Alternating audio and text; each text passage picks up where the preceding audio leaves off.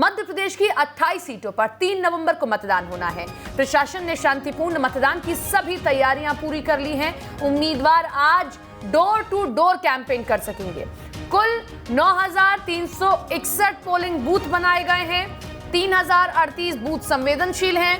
358 booth vulnerable category में रखे गए हैं। उपचुनाव में कुल 63,68,000 मतदाता मतदान करेंगे। 33,72,000 पुरुष मतदाता हैं, वहीं 29,77,000 महिला मतदाता हैं। 28 सीटों पर 198 थर्ड जेंडर मतदाता हैं। तो देखिए कितने मतदाता हैं जो कि इन उम्मीदवारों की किस्मत तय करेंगे और कितने पोलिंग बूथ बनाए गए हैं, क्या तैयारियां की गई हैं, क्योंकि आज जो है आज का दिन मतदाताओं का।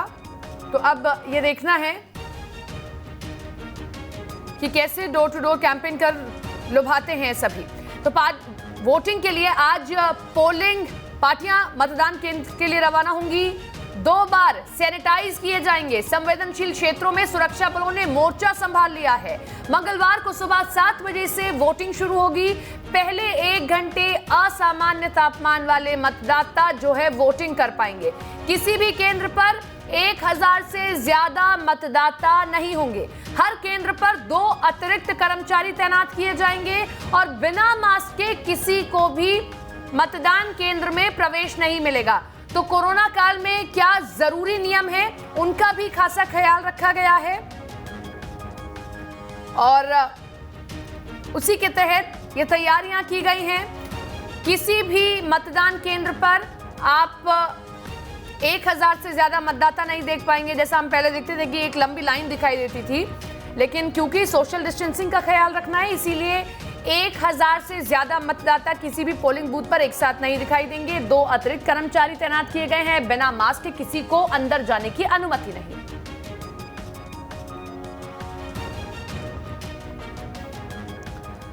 विनोद हमारे साथ हमारे सहयोगी बने हुए, उनके पास में चलते। विनोद, सबसे पहले हम जानकारी चाहेंगे कि क्या तैयारियां की गई हैं निर्वाचन आयोग की ओर से, क्योंकि ये किसी भी चुनाव से अलग चुनाव है। कोरोना काल में हर चीज बदली है, चुनाव का यह तरीका भी बदल गया है। दूसरा, आज डोर टू डोर कैंपेन कर रहे हैं। आज का दिन भी बहुत महत्वपूर्ण है क्योंकि डोर टू डोर कैंपेनिंग की जाएगी। विनोद के पास जाएंगे। जितेंद्र हमारे साथ हमारे सहयोगी भोपाल से जुड़े हुए हैं। जितेंद्र, क्या जानकारी, किस तरीके से तैयारी की गई है पोलिंग बूथ पर, कोरोना काल में नई तैयारियां की निर्वाचन आयोग की?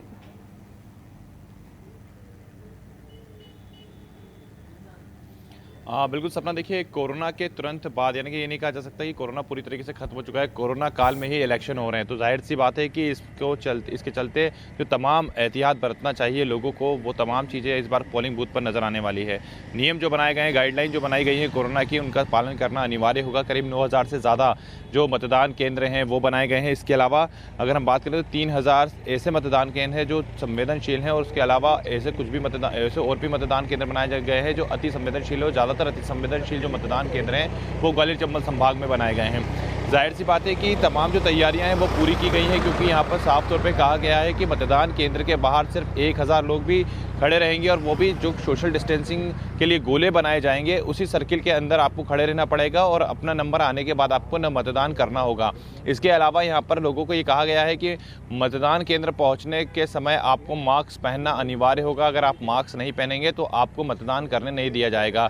और वर्तमान में चूंकि यहाँ से जो पार्टियाँ होती है, जो दल होता है मतदान का, वो निकल चुका है। मतदान का जो दल है वो ईवीएम मशीन लेकर सीधा अब जो पोलिंग बूथ है वहाँ पर पहुँचेगा, जो मतदान केंद्र होते हैं वहाँ पहुँचेगा। लेकिन ये बताया जा रहा है कि करीब 2 बार सैनिटाइज किया जाएगा मतदान केंद्र, एक पहुँचने से पहले और एक पहुँचने के तुरंत बाद। इस पूरा जो मतदान केंद्र है वो सैनिटाइज किया जाएगा, और सैनिटाइज करने के बाद यहाँ पर जो अधिकारी कर्मचारी हैं, कुछ यहाँ पर पीपीटी किट जो होती है उसमें भी आपको नज़र आने वाले हैं। लोग जो यहाँ पर आएंगे उनको सोशल डिस्टेंसिंग का पालन कराया जाएगा।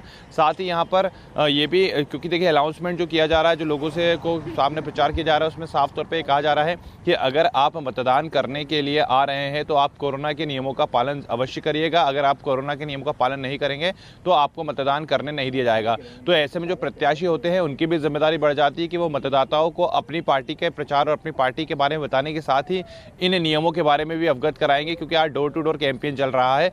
प्रत्याशी चूंकि चुनाव प्रचार जो होता है वो बंद हो चुका है, कल वो बंद हो गया था। तो ऐसे में अब जो डोर टू डोर कैंपेन होता है वो शुरू हो गया है। प्रत्याशी डोर टू डोर जा रहा है और डोर टू डोर जाकर वो अपने बारे में तो बता ही रहा है, अपनी पार्टी के बारे में बता रहा है, साथ ही लोगों को ये बता रहा है कि अगर आप मतदान केंद्र पहुंचते तो आपको मास्क पहनना अनिवार्य होगा। और जाहिर सी बात है, देखिए प्रचार का एक अलग तरीका भी हो सकता है कि जब प्रत्याशी वहाँ पर पहुँचेगा, पूछेगा कि आपके घर में कितने कैंडिडेट हैं, जो कितने लोग हैं जो मतदान करने के लिए जाएंगे, तो उनको उतने मार्क्स भी दिए जा सकते हैं। तो जाहिर सी बात है कि यहाँ पर जो मतदान दल है वो तो रवाना हुआ है, लेकिन प्रशासन ने अपनी पूरी तैयारी की है इस बार, क्योंकि देखिए कोरोना काल में ही चुनाव हो रहे हैं और एक बड़ा आयोजन इसको माना जा सकता है। जितेंद्र आएंगे आपके पास में और जानकारी आपसे लेंगे। ग्वालियर चंबल संभाग में भी 16 अहम सीटें हैं। ज्योतिराज सिंधिया ने ताबड़तोड़ रैलियां की हैं, कमलनाथ भी वहीं डटे रहे।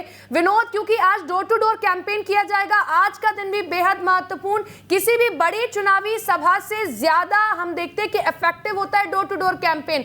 क्या शेड्यूल आपके पास आया है बड़े बड़े नेताओं का या उम्मीदवारों का डोर टू डोर कैंपेन को लेकर? देखिए, बिल्कुल मैं बता दूं कि बड़े बड़े नेताओं से बहुत ज़्यादा इम्पोर्टेंट आज का जो दिन है वो प्रत्याशी के लिए होता है। और अमूमन ये देखा जाता है कि जो बड़े नेता हैं, चाहे वो सेंट्रल लेवल के हों या स्टेट लेवल के हों, वो डोर टू डोर कैंपेन में बहुत कम भाग लेते हैं। प्रत्याशी उन इलाकों में या उन लोगों तक ज़रूर पहुंचने की कोशिश करता है जो या तो चुनाव में छूट गए हैं या उसको कहीं ना कहीं आशंका है कि कोई नाराज़गी अगर किसी मतदाता की है या किसी ऐसे समूह की नाराज़गी है जो उनके पक्ष में नहीं है, उसको मनाने की कोशिश की जाती है। ये डोर टू डोर का इस तरह का स्वभाव होता है। कई बार ये देखा गया है कि अगर कैंडिडेट्स को ये लगता है कि संबंधित कोई भी मतदाता अपनी नाराज़गी से मतों को प्रभावित कर सकता है तो उसको ज़्यादा समय दिया जाता है और उसको मनाने की कोशिश की जाती है। जहाँ तक आज का दिन है, तो आज का दिन इसलिए महत्वपूर्ण हो गया है क्योंकि ये सरकार और जनता का सीधा चुनाव है, ऐसा कांग्रेस पार्टी कह रही है।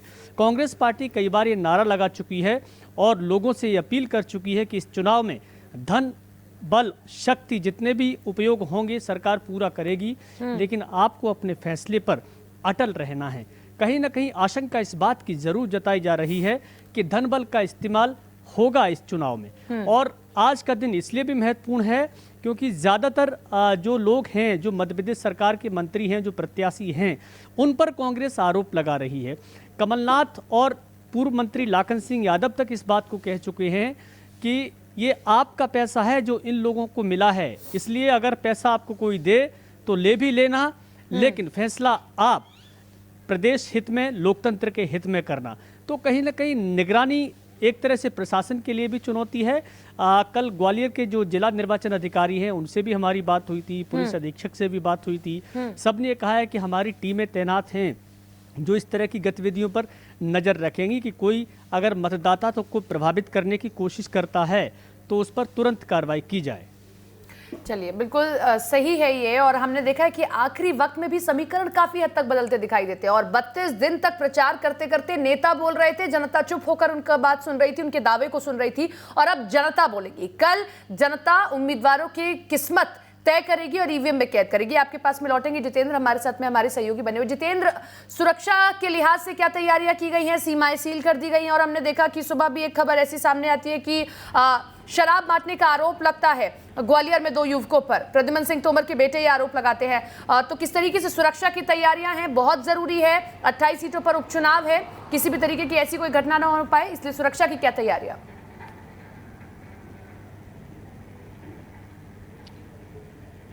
हाँ बिल्कुल, देखिए अतिरिक्त जो बल है वो बुलाया गया है। जिन जिन विधानसभाओं में चुनाव होना है वहाँ पर अतिरिक्त बल भेजा जा रहा है। भोपाल से भी पुलिस लाइन से तमाम जो बल है वो यहाँ से भेजा गया है। इसके अलावा अगर बात की जाए तो अलग अलग क्षेत्र से सीआरपीएफ के जो जवान होते हैं, इसके साथ ही अगर बात की जाए तो SES के जवान और QRS की जो टीम होती है उसको भी पहुँचाया गया है, जो कि मध्य प्रदेश का एक नया दल बनाया गया है। QRS के अलावा यहाँ पर अलग अलग जो दल हैं वो पहुँचे हुए हैं। STF के जवानों को यहाँ पर पहुँचाया गया है, यानी कि अलग अलग तरीके से पूरी सुरक्षा लगाई गई है ताकि किसी भी प्रकार से कोई धन बल का प्रयोग ना कर पाए।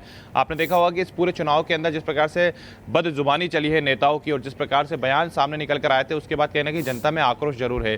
इमरती देवी को आइटम कहा गया था, इसके अलावा तमाम जो शब्द थे वो निकल कर आए थे। तो ये बताते थे कि कहीं ना कहीं अब नेताओं को जवाब देने का वक्त आ गया है और जनता इसको जरूर देगी, लेकिन उससे ज्यादा जरूरी है जनता की सुरक्षा, उस मतदाता की सुरक्षा जो वहां पर अपने मत का प्रयोग करने के लिए आएगा। जाहिर सी बात है कि पॉलिटिकल जो पार्टियां हैं वो अपने धन बल का प्रयोग भी कर सकती है। जैसे कि आपने ग्वालियर में देखा कि शराब जो बांटी जा रही थी, जिसके बाद यहाँ पर प्रद्युमन सिंह तोमर के जो बैठे हैं, उन्होंने आरोप लगाया, तो तमाम जो विवाद था वो यहाँ पर हुआ था। जाहिर सी बात है कि यहाँ पर देखिए चुनाव जीतने के लिए, क्योंकि अग्नि परीक्षा है ये कांग्रेस के लिए, कांग्रेस ने जिस प्रकार से आपने देखा कि लगातार जो तमाम जो विधायक थे जो छोड़ के चले गए थे और बीजेपी के टिकट से अब चुनाव लड़ रहे हैं, तो कहीं ना कहीं कांग्रेस को एक बड़ा मार्जिन गेन करना है। और पूर्व मुख्यमंत्री कमलनाथ को लेकर भी आपने हमेशा ये देखा होगा कि जिस प्रकार से उनका एक कहा जाता है कि व्यवहार रहा है, वो नेताओं के प्रति अच्छा नहीं रहा है, उनके विधायकों के प्रति अच्छा नहीं रहा है, लगातार उन पर आरोप लगते रहे थे। और यही वजह रही कि जो चुनाव हो रहा है अब ये उनकी नाराजगी से हटने के बाद सिंधिया समर्थक जो ग्वालियर चंबल संभाग में है वहां पर चुनाव कर रहे हैं, तो देखना ये होगा कि इस चुनाव में कितनी सफलता मिल पाती है उन्हें। और